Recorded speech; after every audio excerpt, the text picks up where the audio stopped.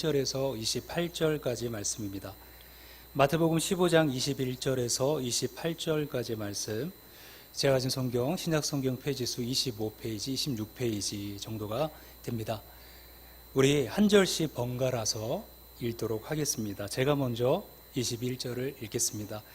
예수께서 거기서 나가사 두로와 시돈 지방으로 들어가시니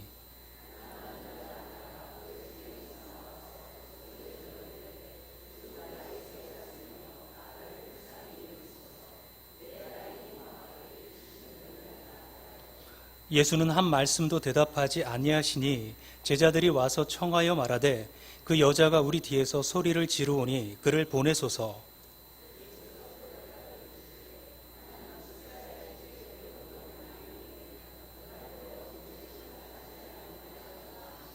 여자가 와서 예수께 절하며 이르되 주여 저를 도우소서.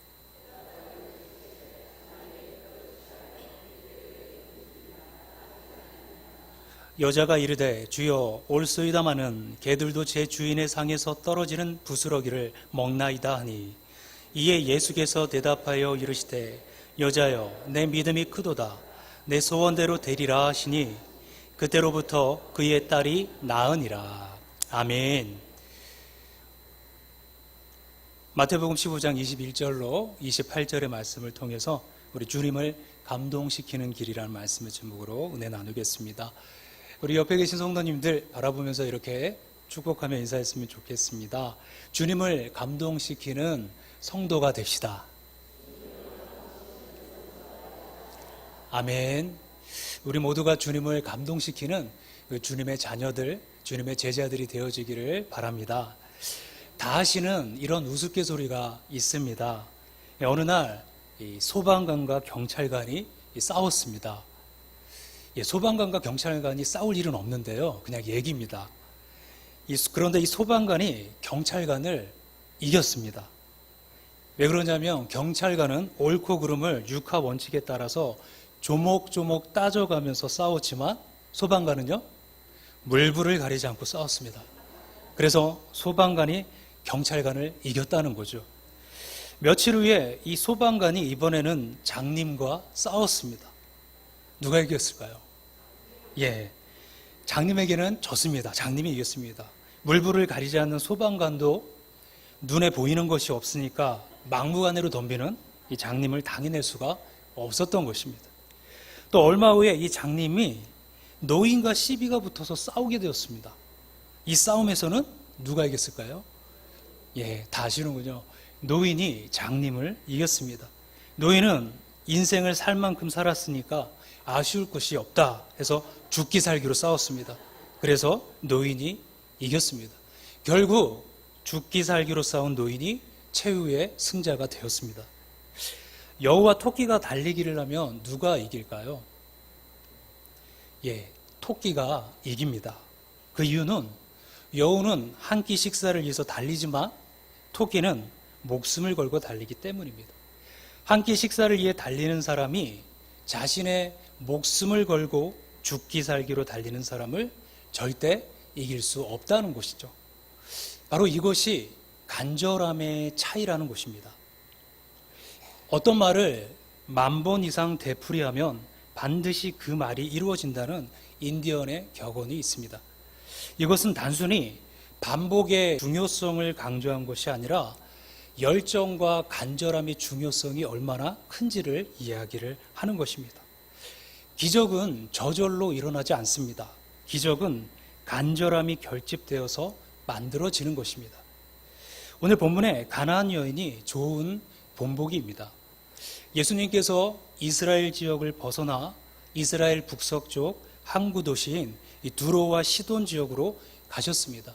오늘 15장 앞부분에 보면은 이 바리새인들과 서기관들과의 충돌로 인해서 박해를 피해 잠시 그곳을 찾으신 것으로 어떤 사람들은 그렇게 예수님의 행적을 추정하기도 합니다. 하지만 그들과 충돌은 우리 예수님께서 늘 있었는데 하필 이때만 주님께서 피신했다는 것은 다소 설득력이 떨어지는 것이죠. 오히려 구원받아야 할 영혼, 즉 구원을 간절히 소망하는 영혼이 그곳에 있었기에 그 영혼을 구원하시기 위해서 찾아가신 것으로 우리는 해석하는 것이 맞다는 것입니다. 즉 구원을 간절히 소망하는 영혼이 그곳에 있었기에 그 영혼을 구원하시기 위해서 찾아가신 것입니다. 비록 이방인일지라도 주님의 구원을 갈망하는 영혼을 위해서 그곳을 찾아가신 것입니다. 주님께서 그 지역에 도착하셨을 때 마치 주님의 방문을 미리 알고 손꼽아 기다렸다는 듯이 이 한 가나안 여인이 주님을 찾아왔습니다. 남편도 없이 딸과 함께 살고 있는데 그 딸이 흉악하게 귀신이 들린 것입니다. 그래서 그녀는 주님께 다윗의 자손이여 나를 불쌍히 여기소서 내 딸이 흉악하게 귀신 들렸나이다 이렇게 부르짖으며 주님께 도움을 구합니다. 그런데 그녀에 대한 주님의 반응이 의외라는 것입니다. 그녀의 부르짖음과 제자들의 요청에도 불구하고 주님은 외면하시고 또 무시하시고 더 나아가서는 멸시의 반응을 보이셨다는 겁니다. 평소 세리와 죄인을 친구로 여기시고 가부와 고아를 불쌍히 여기시는 그 주님의 모습과는 전혀 달랐습니다. 그런데도 이 여인의 부르짖음은 계속되었습니다. 소리질러라는 이 말은 원어로 에크라젠이라고 하는데 이 말의 형태는 어떤 행위가 계속해서 진행되고 있는 것을 의미합니다. 즉 그녀가 주님께서 자신의 요구를 외면하고 무시하고 자신을 멸시해도 지금 포기하지 않고 계속 간청하고 있다는 뜻입니다. 장애에도 꺾이지 않는 그녀의 간절함을 보여주고 있습니다. 그래서 어떤 사람들은 이와 같은 그녀의 모습을 통해서 이 모정의 특별함을 이야기하기도 합니다. 부모는 자식을 위한 일이라면 어떤 외면도 무시도 멸시도 참을 수 있다는 것이죠. 틀린 말은 아닐 것입니다. 하지만 오늘 본문은 단순히 이런 모정에 대한 이야기가 아닙니다. 마태복음의 주제는 바로 제자의 길입니다. 본문은 주님이 기뻐하시는 혹은 찾으시는 올바른 신앙인의 모습, 즉 제자의 자세에 대한 말씀을 주고 계시는 것입니다. 주님은 이 여인처럼 어떤 장애에도 그 간절함을 포기하지 않는 그 제자를 찾으시고 이런 제자를 기뻐하신다라는 것입니다. 우리 모든 성도님들이 이런 제자, 우리 교회가 이렇게 제자의 길을 실천할 수 있기를 주님의 이름으로 축원합니다. 이 여인이 간절하게 주님을 찾고 주님의 외면과 무시와 멸시에도 불구하고 간절히 주님께 부르짖는 이유가 22절에 나옵니다. 내 딸이 흉악하게 귀신 들렸나이다. 여기서 흉악하게는 위험할 만큼 해로운이라는 뜻입니다. 딸의 병세가 매우 심각한 상태를 의미합니다. 그녀의 딸이 매우 절박한 상황에 놓여 있었고 이 절박함이 그녀로 하여금 주님께 간절히 부르짖게 만든 것입니다. 이 단장이라는 말이 있습니다. 창자가 끊어질 것 같은 슬픔을 뜻하는 말입니다. 전쟁에 나섰던 한 병사가 이 원숭이 새끼를 한 마리 붙잡았는데 이 어미가 백리끼를 울면서 따라오다가 죽었다는 것이죠. 이때 어미 원숭이의 배를 갈라보니까 그 원숭이 어미의 그 배의 창자가 갈기갈기 찢어져 있었습니다. 단장이란 바로 이 고사에서 비롯된 말인데 부모의 마음을 잘 표현해주는 고사입니다. 부모에게 자녀의 문제만큼 절박한 것은 없습니다. 자녀가 위기에 처하면 부모는 창자가 갈기갈기 찢어지는 아픔을 경험하게 됩니다. 이런 절박함에서 간절함이 나옵니다. 위기에 처한 자녀를 두고 외면을 당하고 무시를 당하고 멸시를 당했다고 해서 포기할 부모가 어디 있겠습니까? 그것도 그 사람만이 내 자녀의 문제를 해결할 수 있다면 말입니다. 바로 이것이 주님을 따르는 제자의 자세입니다. 제자는 심각한 위기에 처한 딸을 둔 이 여인처럼 어떤 장애에도 꺾이지 않고 간절히 주님을 찾고 간절히 주님을 부르고 간절히 주님을 따르는 사람입니다. 그러기 위해선 절박함이 필요합니다. 오늘 우리의 문제가 여기에 있습니다. 절박함이 부족하다는 것입니다. 마치 계시록에 나온 라오디게아 교회처럼 자신의 공고한 것과 가련한 것과 가난한 것과 눈먼 것과 벌거벗은 것을 알지 못하고 스스로 부자라 부유하여 부족한 것이 없다 이렇게 여기고 있다는 것입니다. 그러니 간절함도 부족할 수뿐이 없습니다. 내가 지금 얼마나 절박한 상황인지 알아야 합니다. 공고하고 가련하고 가난하고 눈멀고 벌거벗은 것을 알아야 합니다. 이것을 깨닫는 것이 바로 은혜입니다. 겉으로는 모두 안녕한 것 같습니다. 하지만 내 영혼, 내 자녀의 영혼, 내 부모의 영혼, 내 남편이나 아내의 영혼은 결코 안녕하지 못하다는 것입니다. 이것을 볼 수 있는 눈이 열리기를 바랍니다. 그리고 그 절박함을 가지고 주님을 간절히 바라보고 간절히 찾고 간절히 부르짖고 간절히 따르기를 바랍니다. 오늘 본문의 절정은 26절과 27절이라 할 수 있습니다. 자녀의 떡을 취하여 개들에게 던짐이 마땅하지 아니하니라. 주님의 말씀에 대한 이 여인의 대답이 주여 올소이다마는 개들도 제 주인의 상에서 떨어지는 부스러기를 먹나이다. 그녀는 차별적이고 모욕적인 이 주님의 말씀을 멋진 재치로 받아 넘깁니다. 이것은 자신의 목적을 달성하기 위한 방편으로 이렇게 말한 것이 아닙니다. 이것은 그대로 주님에 대한 자신의 겸허한 믿음의 고백이고 또한 간절함의 표현인 것입니다. 비록 이방인이지만 그녀는 이미 주님이 어떤 분이신지 정확하게 알고 있었습니다. 다윗의 자손이요 라는 호칭이 그 증거입니다. 이것은 주님이 약속된 메시아라는 고백입니다. 이것은 본장 앞부분에 나온 바리새인들의 태도와 크게 비교가 되는 내용입니다.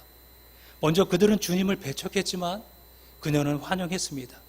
그들은 주님을 비난했지만 그녀는 강구했고 그들은 주님을 메시아로 인정하지 않았지만 그녀는 고백했습니다.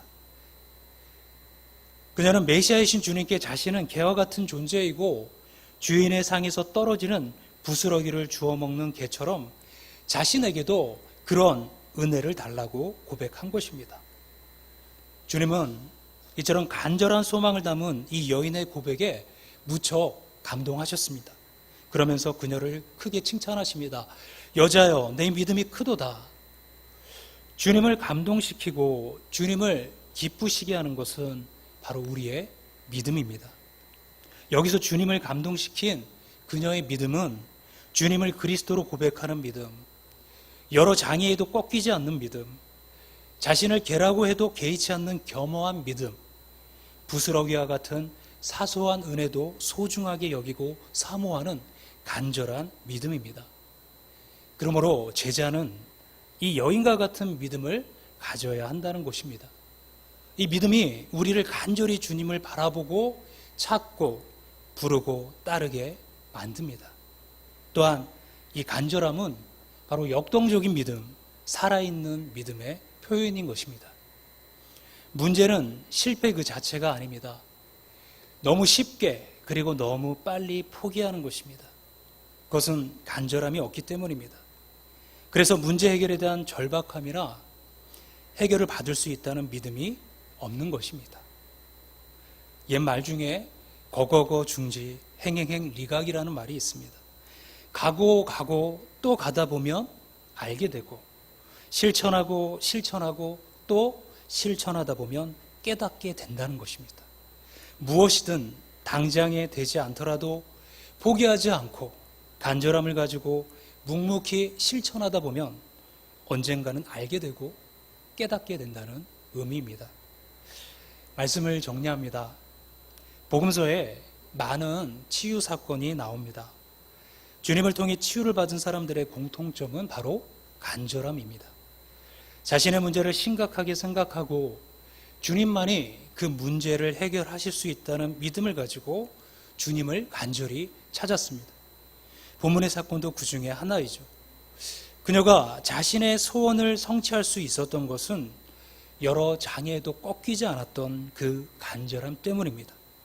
장애물보다 딸의 건강이 더 절실했고 주님만이 딸을 건강하게 해주실 것이라는 확신과 믿음, 그 신뢰가 있었기 때문입니다. 오늘 우리에게 요구되는 것 또한 간절함입니다. 어떤 장애물 앞에서도 꺾이지 않는 간절함입니다. 이것이 바로 주님을 감동시키는 제자의 길인 것입니다. 그리고 우리 삶의 문제를 해결받는 길입니다. 오늘 이러한 믿음 가운데 주님 앞에 나가 그 믿음으로 승리하시는 저와 우리 모든 성도님들 되어주시기를 축원합니다. 잠깐 함께 기도하겠습니다. 살아계신 하나님 아버지 감사합니다. 우리가 주님을 따르며 또 바라보며 나아갈 때에 간절함으로 나가기를 소원합니다. 하나님, 우리가 주님을 믿는 무리로 그치는 것이 아니라 주님을 간절함으로 따르는 제자의 삶을 살아가게 하여 주시고 이 믿음으로 이 땅 가운데서 승리하며 나가는 주의 자녀들 모두 되게 하여 주시옵소서. 주님 앞에 우리 모두를 의탁하오며 거룩하신 우리 주 예수님의 이름으로 기도합니다. 아멘.